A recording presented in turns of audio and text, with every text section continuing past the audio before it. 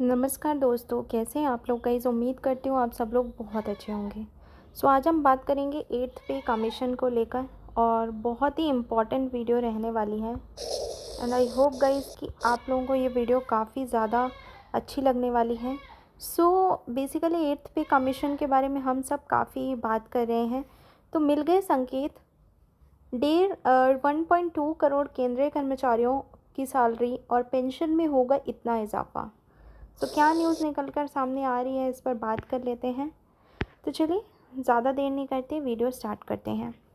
केंद्रीय कर्मचारियों के सैलरी स्ट्रक्चर में बदलाव करने के लिए सरकार हर 10 साल में एक नया वेतन आयोग लागू करती है। आखिरी बार साल 2014 में 7वां वेतन आयोग लागू किया था।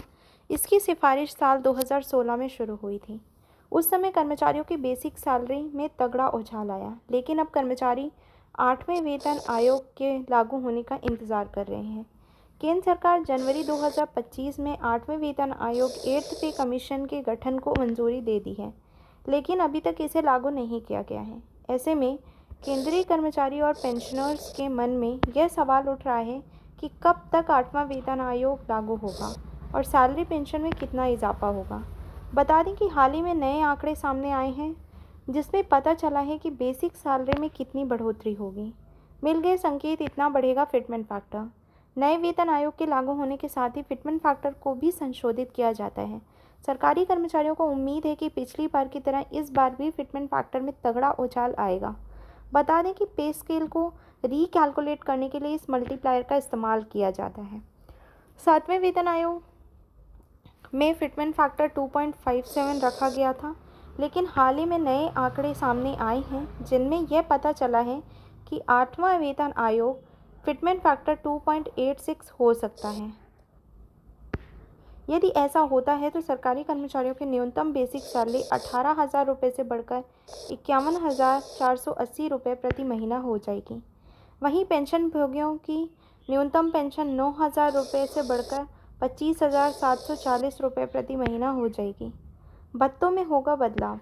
कर्मचारियों की न्यूनतम बेसिक सैलरी में संशोधन के साथ साथ कर्मचारी स्थानों और नौकरी की आवश्यकताओं के आधार पर हाउस रेंट अलाउंस और टोटल अलाउंस को भी अपडेट किए जाने की उम्मीद है। इसका मतलब यह है कि समान वेतन ग्रेड पर भी कर्मचारियों की कुल मासिक कमाई उनकी पोस्टिंग के आधार पर अलग अलग हो सकती है। भविष्य में होने वाली सैलरी रिवीजन से नेशनल पेंशन सिस्टम और सेंट्रल गवर्नमेंट हेल्थ स्कीम, जिसे हम CGHS के योगदान पर भी असर पड़ेगा। मौजूदा समय में सरकारी कर्मचारी अपनी बेसिक सैलरी और महंगाई भत्ते का 10% नेशनल पेंशन स्कीम में योगदान देते हैं, जबकि 14% पैसा जमा करती है। कर्मचारियों की सैलरी में बढ़ोतरी होने के बाद इन दोनों सरकारी स्कीम में कर्मचारियों को अधिक योगदान देना होगा। इसी तरह सैलरी स्लैब से लिंक CGHS चार्ज भी नए वेतन आयोग में बढ़ जाएंगे। किस पे ग्रेड में कितनी हो सकती है बढ़ोतरी, इस पर बात करते हैं। ग्रेड 2000, जिसे हम लेवल 3 भी बोलते हैं, बेसिक सैलरी 57,456 रुपये, ग्रॉस 74,840 रुपये, नेट इन हैंड सैलरी 68,849 रुपये होने के चांसेस हैं। ग्रेड 4200 की बात कर लेते हैं, जिसमें बेसिक सैलरी 93,708 रुपये, ग्रॉस आपका बनेगा 1,19,798 रुपये, नेट इन हैंड सैलरी आने के जो चांसेस हैं वो हैं 1,09,977 रुपीज़। ग्रेड पे हम 5400 की बात कर लेते हैं, जिसे हम लेवल 9 भी कहते हैं। बेसिक सैलरी इसमें 1,40,220, ग्रॉस जो आपका बनेगा वो 1,81,073, नेट इन हैंड सैलरी जो आपकी बनेगी वो 1,66,401 रुपये।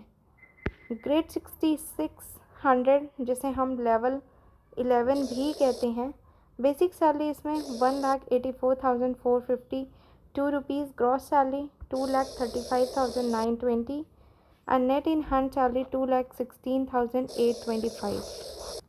बता दें कि ये कर्मचारियों की बेसिक सैलरी में बढ़ोतरी के ये आंकड़े अनुमानित हैं।